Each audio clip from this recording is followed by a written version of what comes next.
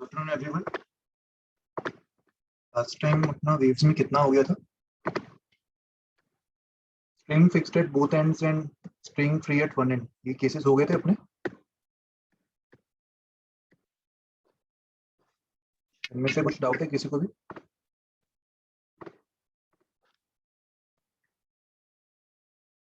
Sir question number 2 का 1। हाँ, देखो इसमें वेव का इक्वेशन दिया हुआ है y equals to 5 sin pi x by 3 into cos of 40 pi t। इसका क्वेश्चन 1 ना, यस सर। इंसिडेंट और रिफ्लेक्टेड वेव का इक्वेशन पूछ रहे। तो मुझे बताओ sine a into cos b, ये वाला जो फॉर्मेट है, ये साइन a प्लस b और साइन a माइनस b, इनको ऐड करके आया होगा ना ये फॉर्मेट। तो इंसिडेंट वेव को अपन a sine kx minus omega t मान सकते हैं, और रिफ्लेक्टेड को अपन a sine kx plus omega t मान सकते हैं। Yes sir. तो इनको ऐड करने पर जब अपन मैथमेटिकल फॉर्मूला अप्लाई करेंगे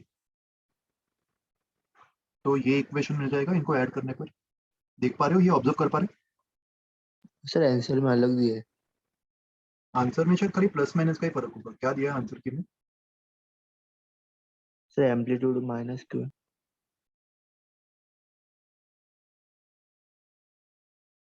हाँ, अभी देखो एक्चुअली अलग नहीं है। अगर तुम ये माइनस को अंदर ले जाओ तो ये प्लस हो जाएगा, और ये अंदर वाला जो टर्म्स है वो रिवर्स हो जाएगा ना। अपन ने भी वही लिखा है, अपन ने भी तो वही लिखा है। तो एक्चुअल आंसर यही होगा जो मैंने लिखा है। ये इंसिडेंट और ये रिफ्लेक्टेड दोनों को ऐड करेंगे तब जाके अपन को वो मिलेगा।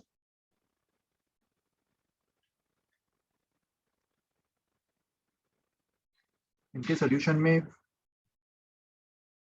अच्छा बस रिफ्लेक्टेड माइनस हो जाएगा, करेक्ट, क्योंकि रिफ्लेक्टेड में फेज चेंज भी आएगा ना एक।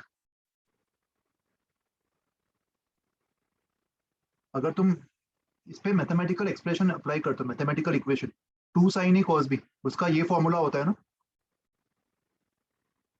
Yes sir.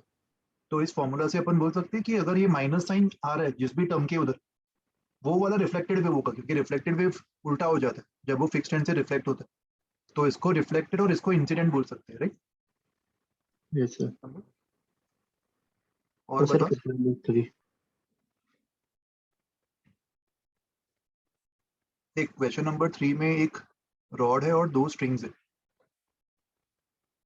Where should the mass of 4.8 kg, rod का मास दिया हुआ है 1.2 kg, और इस पे 4.8 kg कहाँ पे प्लेस करना चाहिए ताकि सेम ट्यूनिंग फॉर्क में excite the wire on the left into its fundamental and wire on the right in its first overtone.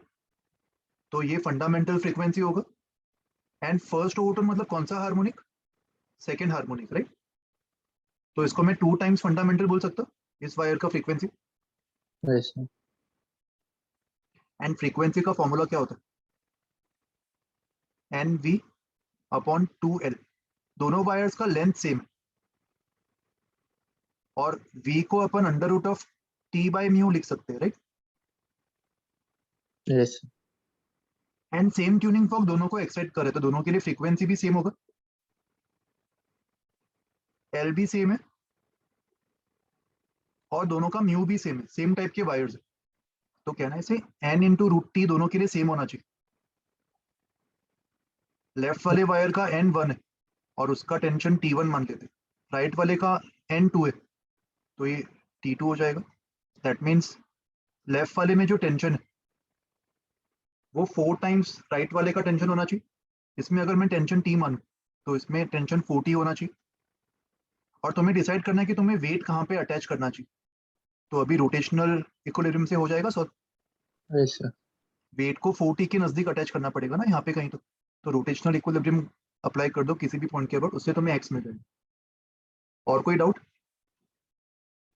Sir 6th। A string fixed at both ends is vibrating in the lowest mode of vibration, for which a point at quarter of its length from one end is point of maximum displacement. Lowest mode of vibration मतलब दोनों and पे fixed है, मतलब एक ही loop बन रहा होगा, इसको अपन लोएस्ट फॉर्म ऑफ वाइब्रेशन बोलेंगे ना, lowest mode of vibration. Yes, sir.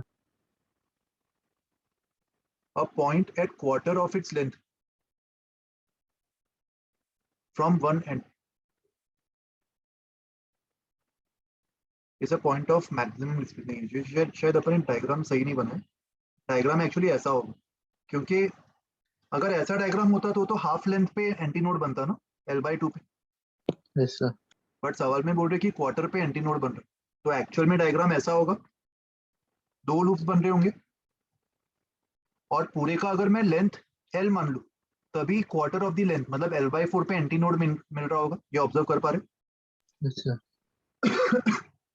Sorry. और वैसी सेकंड कंडीशन क्या दिया हुआ है, इस मोड पे जो फ्रीक्वेंसी है वो 100 हर्ट्ज गिवन.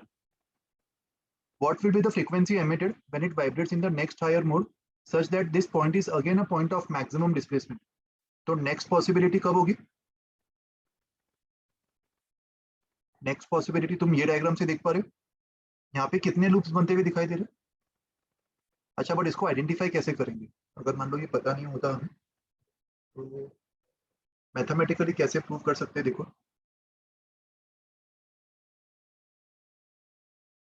हमारा टारगेट क्या है? लेंथ, अगर लेंथ L है तो L/4 लेंथ पे एम्पलीट्यूड होना चाहिए, right? This is Yes. Our target. और इक्वेशन जो है वो 2a sin kx into cos omega t, उसको भूल जाओ, हमारे लिए तो यही मैटर करेगा ना. ये प्लस माइनस 1 होना चाहिए at what x, at x equals to L/4, right? और k को अपन क्या लिख सकते? 2 pi by lambda. That means k into x 2 pi by lambda into L/4. ये आइदर पाई बाई 2 होना चाहिए या फिर 3 पाई बाई 2 या फिर 5 pi by 2 and so on. ये मैथमेटिकली बोल सकते हैं अपन.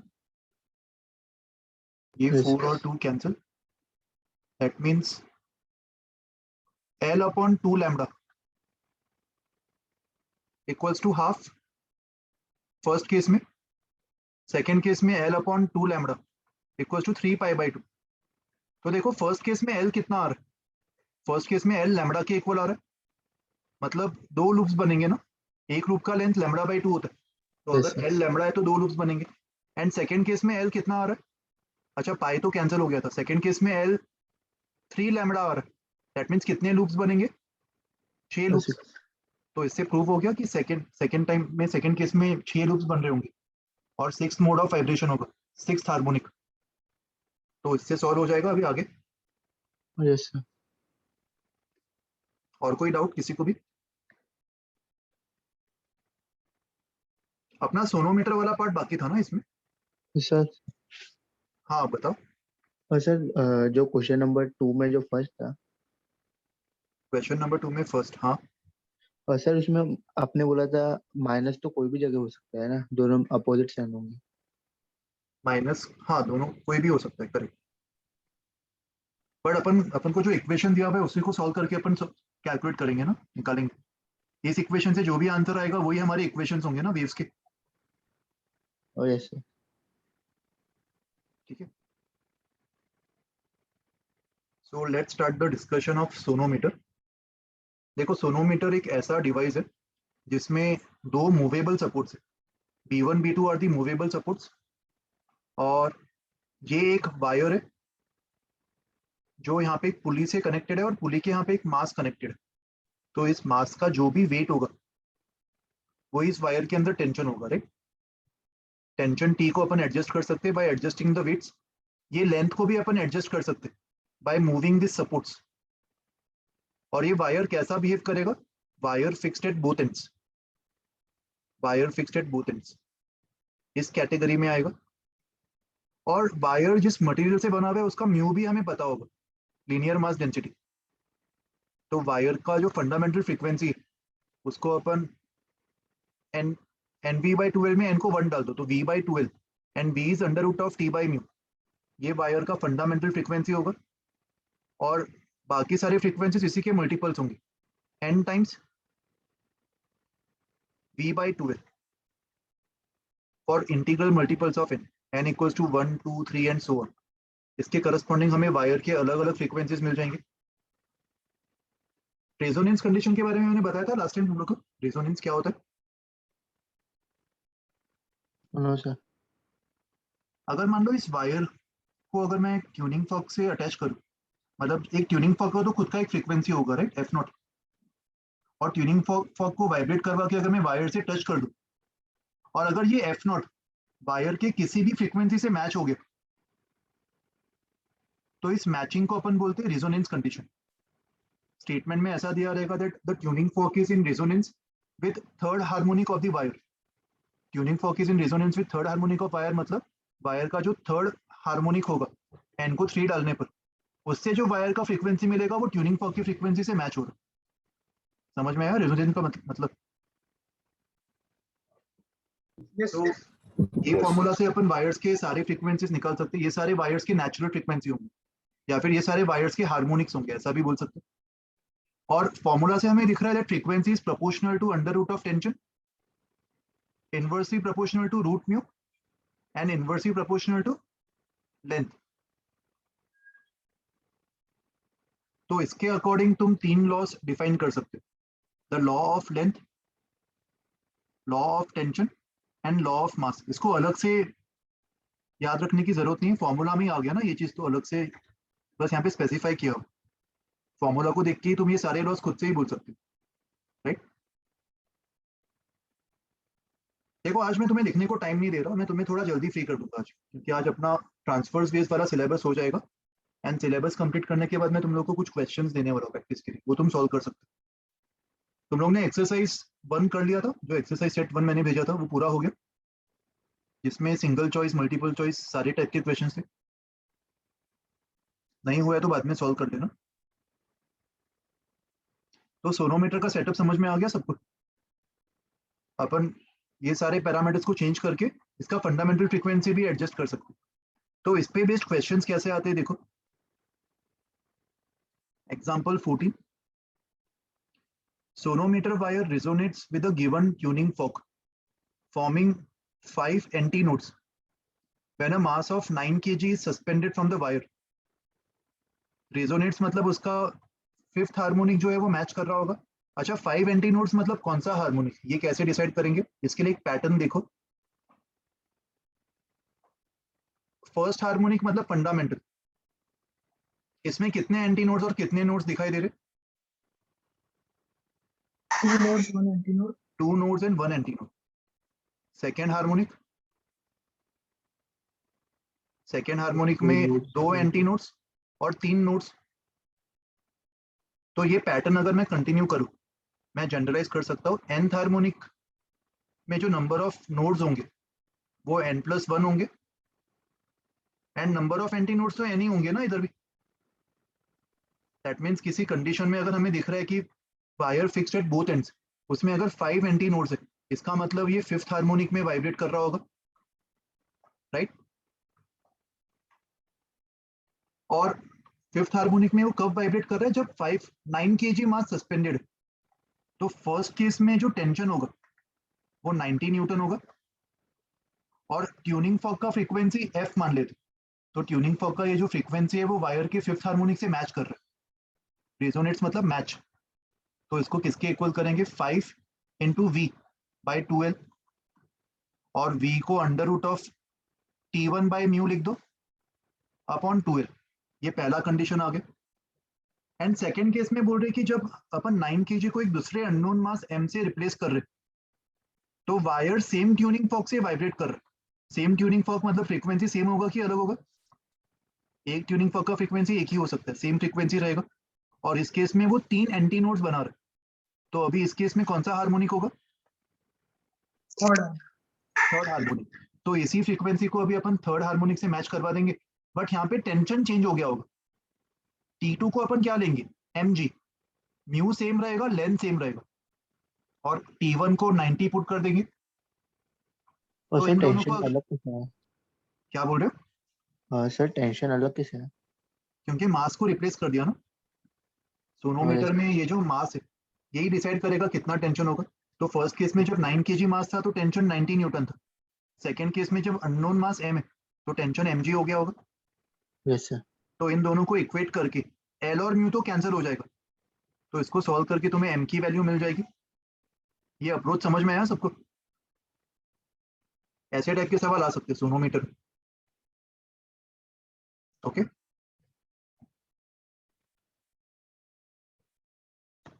नेक्स्ट कॉन्सेप्ट देखते हैं अभी।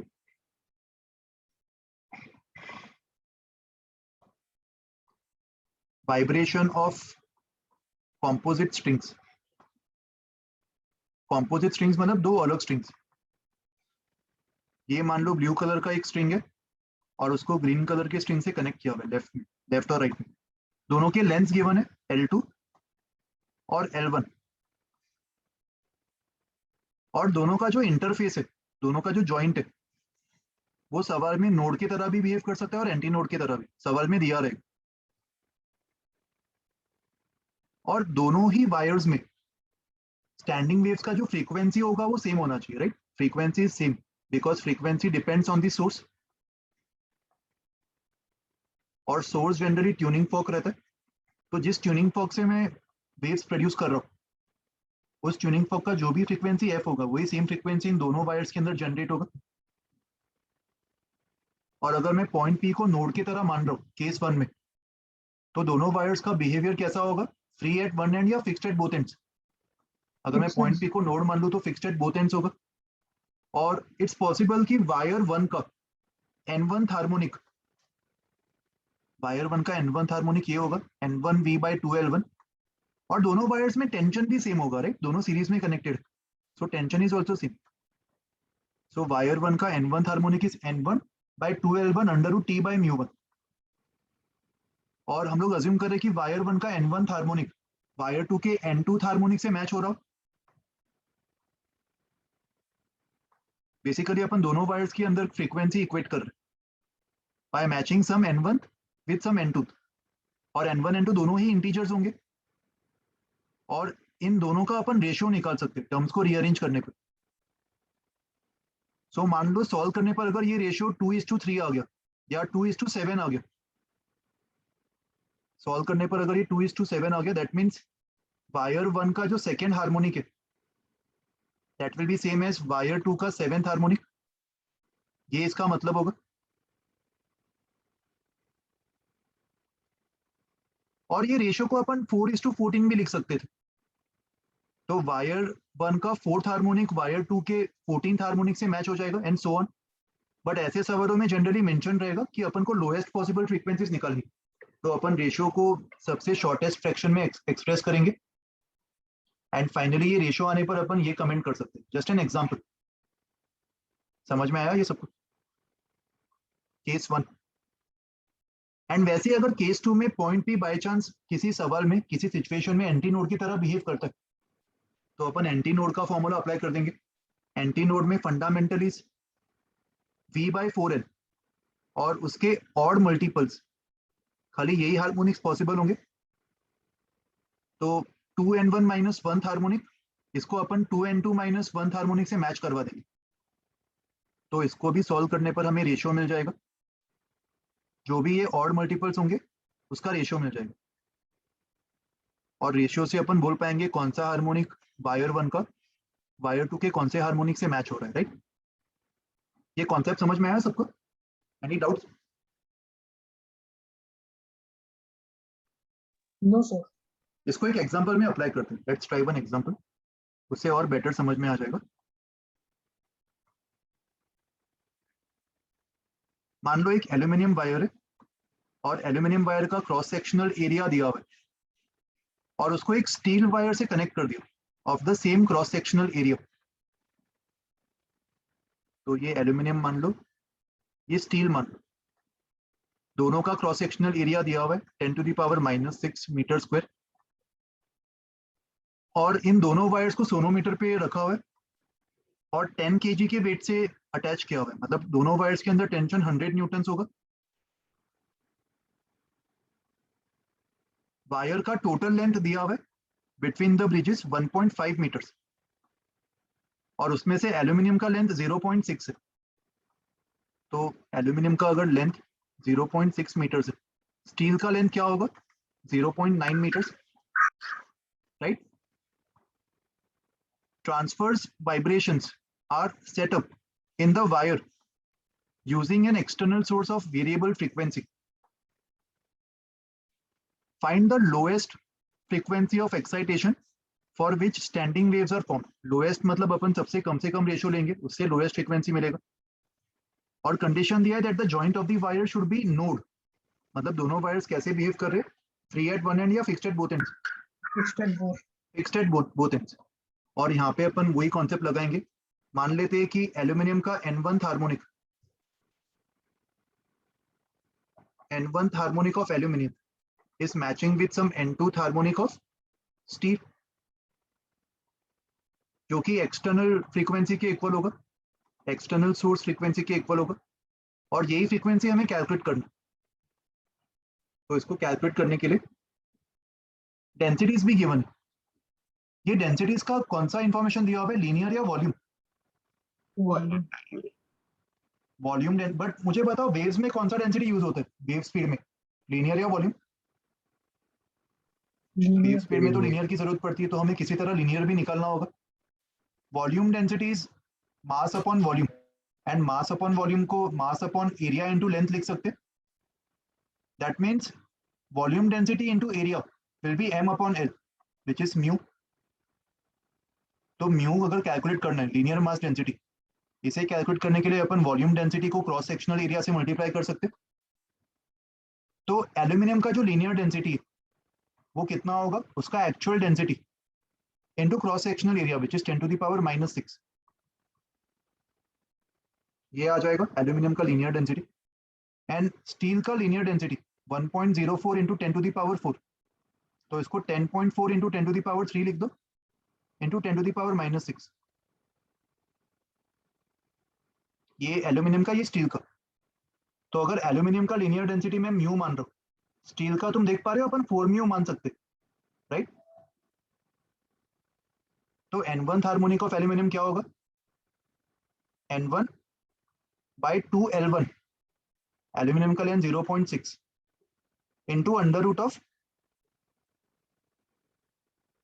टेंशन, टेंशन कितना है 100 न्यूटन्स, अपॉन म्यू एल्यूमिनियम, इसको म्यू मान लो, equals to n2 upon 2 into l2 0.9 into under root of 100 upon mu steel, तो इसको 4 म्यू मान लो। तो सारे टर्म्स कैंसिल हो जाएंगे और इसको सॉल्व करने पर हमें n1 बाई n2 मिल जाएगा। n1 बाई n2 1/3 आ जाएगा लोवेस्ट पॉसिबल फॉर्म। इसका क्या मतलब है, first harmonic of aluminium will match with third harmonic of steel. तो एल्यूमिनियम वाले एक्सप्रेशन में, ये वाले एक्सप्रेशन से अगर मैं सॉल्व कर रहा हूं तो यहाँ पे मैं n1 को 1 डाल सकता हूँ, और म्यू भी पता है हमें, तो इसको सॉल्व करने पर एक्सटर्नल सोर्स की फ्रीक्वेंसी आ जाएगी। और अगर तुम इससे करना चाहते थे तो यहाँ पे n2 को क्या पुट करते, 3, तो भी सेम ही आंसर आ जाता, राइट? सबको अप्रोच समझ में आया कैसे अटेम्प्ट करना है ऐसे टाइप के सवाल? Any doubts? सो देखो, this completes our transverse waves theory. Okay, तो इस पे बेस्ड कुछ क्वेश्चंस मैं तुम लोग के साथ शेयर कर दूंगा अभी थोड़ी देर में, वो सॉल्व करना शुरू कर दो। बेसिकली तुम्हें 3 पीडीएफ सॉल्व करने, पहला पीडीएफ में तुमसे ऑलरेडी शेयर कर चुका हूँ, right? Yes, sir. Exercise set 1, booklet के सवाल नहीं है, ये अलग बुक से मैंने दिया था तुम्हें सवाल, बुकलेट का बाद में अटेम्प्ट करना। बुकलेट के जो सवाल है वो एक्चुअली ट्रांसफर्स और साउंड दोनों के मिक्स्ड है, sound waves and transverse waves. तो जब अपना साउंड वेव्स पूरा हो जाएगा उसके बाद तुम ट्राई करना बुकलेट को। अभी के लिए एक्सरसाइज सेट 1 कर लो जो मैंने पहले भेजा था।